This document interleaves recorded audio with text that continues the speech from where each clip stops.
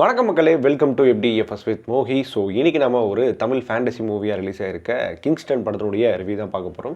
இந்த படம் வந்து பார்த்திங்கன்னா ஜிவி பிரகாஷ் அவர்களுடைய 25வது படமாக இருக்குது. ஸோ எப்படி அவர் நடிக்க ஆரம்பித்தார், எவ்வளோ ஃபாஸ்ட்டாக நடிச்சிருக்காரு, எவ்வளோ படங்கள் நடிச்சிருக்கான்றதே தெரியல, அந்தளவுக்கு ஃபாஸ்ட்டாக இருந்திருக்காரு. ஓகே, அவருக்கு ஒரு வாழ்த்துக்கள். அண்ட் திவ்யா பாரதி இந்த படத்தில் லீட் பண்ணியிருக்காங்க. அப்புறம் வந்து அழகம் பெருமாள் பண்ணியிருக்காங்க, சேத்தன் அவர்கள் பண்ணியிருக்காங்க, அப்புறம் இளங்கோ குமாரவேல் பண்ணியிருக்காரு. அண்ட் இந்த படத்தை இயக்கியிருக்காரு கமல பிரகாஷ் அப்படின்ற ஒரு இயக்குனர். அண்ட் இந்த படம் வந்து நிறைய கிளைம் பண்ணியிருந்தது என்னென்னா, அந்த first time India's first C fantasy horror movie அப்படின்ற மாதிரி சொல்லியிருந்திருக்காங்க. ஸோ இந்த படம் அந்த மாதிரியான பிரதிபலிப்பை கொடுத்துருக்கா, எந்த மாதிரியான எக்ஸ்பீரியன்ஸை கொடுத்துருக்கா அப்படின்றத நம்ம இந்த ரிவ்யூவில் பார்க்க போகிறோம். ஸோ ரிவ்யூக்கு போகிறதுக்கு முன்னாடி இந்த ரிவ்யூவானது உங்களுக்கு பிடிச்சிருந்தா மறக்காமல் லைக் பண்ணுங்கள், கமெண்ட் பண்ணுங்கள், ஷேர் பண்ணுங்கள், சேனலை சப்ஸ்கிரைப் பண்ணால் மறந்துடாதீங்க. வாங்க நாம ரிவ்யூக்கு போகலாம். கிங்ஸ்டன் இந்த படத்தினுடைய கதை சுருக்கம் என்ன அப்படின்னு கேட்டிங்கன்னா, படம் வந்து 1982 காட்டப்படுது. அதில் வந்து பார்த்திங்கன்னா ஒருத்தரோட சமாதி வந்து கடலில் போய் கரைக்க போகிறாங்க. ஏன்னா அவர் வந்து ஊருக்கு நல்லது செஞ்சார். ஆனால் வந்து அவரே வந்து பார்த்திங்கன்னா மக்களை வந்து ஏமாற்றி தங்கத்தை கடல்லேருந்து பறிக்கிறதுக்காக கூட்டு போயிட்டு அவங்கள வந்து கொன்றுறாரு அப்படின்ற மாதிரி கதை பிரதிபலிக்கிறதுனால அவரை வந்து ஊர் மக்களை அடித்து கொன்றுறாங்க. அதனால் அவருடைய உடம்பை வந்து பாடியை வந்து கடலில் போய் இது பண்ணுறாங்க. அப்போது வந்து நிறைய அமானுஷங்கள் நடக்குது. அதுக்கப்புறம் போகிற யாராக இருந்தாலுமே சரி அங்கே வந்து செத்து தான் மடிஞ்சு வராங்க. அதனால் அந்த தூத்துக்குடி மாவட்டத்தில் இருக்கிற ஒரு குறிப்பிட்ட மீனவ கிராமம் மட்டும் அங்கே போய் கடலில் போய் இது எடுக்க மாட்டாங்க, மீனை வந்து எடுக்க மாட்டாங்க. ஸோ அது வந்து தடை செய்யப்பட்டது. அதுக்கப்புறம் அங்கேருந்து வளர்கிற ஒருத்தர் தான் நம்ம ஜிவி பிரகாஷ். அவருக்கு வந்து என்னென்னா நம்ம கண்டிப்பாக செஞ்சே ஆகணும் அப்படின்ற பட்சத்தில் சின்ன வயசுலேருந்து வேற ஒருத்தருக்கு ஆண்டனி அப்படின்றவருக்கு வந்து ஹெல்ப் பண்ணுறாரு. அதாவது அவர் வந்து பார்த்திங்கன்னா ஆண்டனி வந்து ஊர் மக்களுக்கு எல்லாத்துக்குமே வந்து டெத்துக்கோ இல்லை எதுக்கோ எல்லாத்துக்கும் காசு கொடுத்து இது பண்ணுவார். அந்த காலத்தில் வந்து கமிஷன் அடித்து பண்ணுற வேலை தான். ஒரு கட்டத்தில் ஒரு உண்மை தெரிஞ்சதுக்கப்புறம் சரி நாம் டேரெக்டாக இறங்குவோம், இதில் ஒரு பிரச்சனை இல்லைன்னு சொல்லிட்டு நாம் போயிட்டு வந்தால் தான் மக்கள் நம்புவோம் அப்படின்ற ஒரு கட்டத்தில் இறங்குறாரு. ஸோ இறங்கினதுக்கப்புறம் ஏற்படுற அமானுஷங்கள், ஏற்படுற பிரச்சனைகள் அதெல்லாம் தாண்டி அவர் வெளியே வந்தாரா இல்லையா அப்படின்றதான் கதையை நோக்கி இந்த படம் நகரப்படுது. ஓகே, இந்த படத்தினுடைய பாசிட்டிவ் அண்ட் நெகட்டிவ் பற்றி பேசுவோம். இந்த படத்தினுடைய பாசிட்டிவாக நான் பார்க்குறது அப்படின்னு கேட்டிங்கன்னா, இந்த படம் ஃபர்ஸ்ட் ஆஃப் வந்து ஒரு கரெக்டான போய் இந்த மாதிரி ஒரு ஃபீல் இருந்தது. அதுமாதிரி படத்தில் வந்து நிறைய கதைகள் அப்படின்ற மாதிரி நிறைய ஃப்ளாஷ்பேக் இருந்தது. கொஞ்சம் அதை வந்து கன்ஃபியூஷன் ஸ்டேட்மெண்ட்டில் கொண்டு போச்சு அப்படின்னு கூட சொல்லலாம். நம்ம எந்த படத்தினுடைய எந்த லைனை நம்ம ஃபாலோ பண்ணுறோன்ற ஒரு மிஸ்டேக் வந்து அடிக்கடி தோணிக்கிட்டே இருந்தது. ஸோ படத்தை வந்து திடீர்னு 1982 கட்டுறாங்க, திடீர்னு வந்து 2009 கட்டுறாங்க, திடீர்னு 2025 கட்டுறாங்க, 2025 திடீர்னு 1982 போகிறாங்க. இது மாதிரி நிறைய கன்ஃபியூஷனான வருது. பட் ஒரு கட்டத்தில் அந்த கிளாரிட்டி கொடுக்குறாங்க. அந்த கிளாரிட்டி நல்லா இருந்தது. படத்தில் ட்விஸ்ட் அண்ட் டர்ன் சொல்லிட்டு ஒரு சில விஷயங்கள் காட்டப்படுது. அந்த காட்டுற விதங்கள் வந்து எல்லாமே ஒரு சில இடங்களில் ஒர்க் அவுட் ஆயிருந்தது, அதை பாராட்டலாம். அதே மாதிரி படத்தினுடைய ஐடியாலஜி எடுக்கும்போது ரொம்ப ஒரு வித்தியாசமான ஐடியாலஜி தான், அதை நம்ம பாராட்டியே ஆகணும். இந்த ஐடியாலஜி வந்து மேக் பண்ண விதம் வந்து நிறைய படங்களை இன்ஸ்பயர் பண்ணிக்கின்றது படம் பார்க்கும்போதே நிறைய விஷயங்கள் தெரியுது. அந்த ஐடியாலஜி எடுத்த விதம் ஓகே, ஆனால் ஸ்க்ரீன் ப்ளே பண்ணப்பட்ட விதம் மட்டும்தான் கொஞ்சம் சோர்வடைய வைக்குது.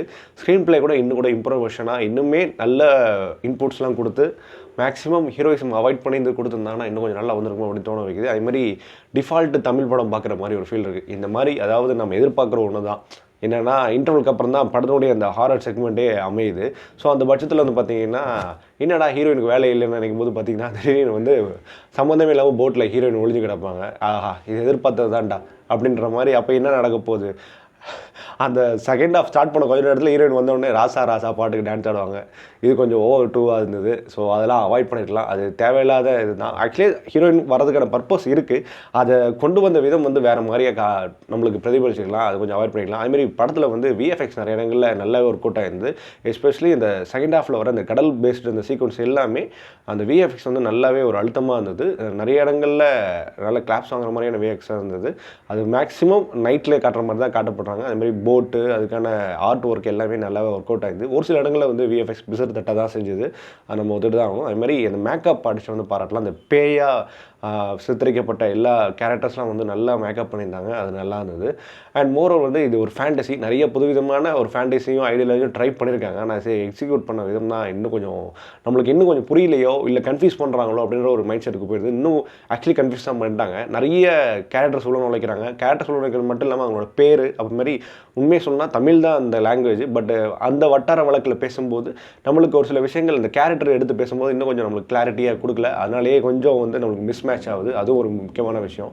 அண்ட் ஜிவி பிரகாஷ் அவருடைய பின்னணி இசை இந்த படத்துக்கு ஒரு கூடுதல் பலம். ஆனால் என்ன ஒரு விஷயம் என்னன்னா, படத்தில் ஓவர் நாய்ஸாக ஓவர் லவுடாக இருக்குது. அதனால் என்ன பேசுகிறாங்க என்ன சொல்ல வராங்கன்றது நம்மளால் காது கொடுத்து செவி கொடுத்து கேட்க முடியல.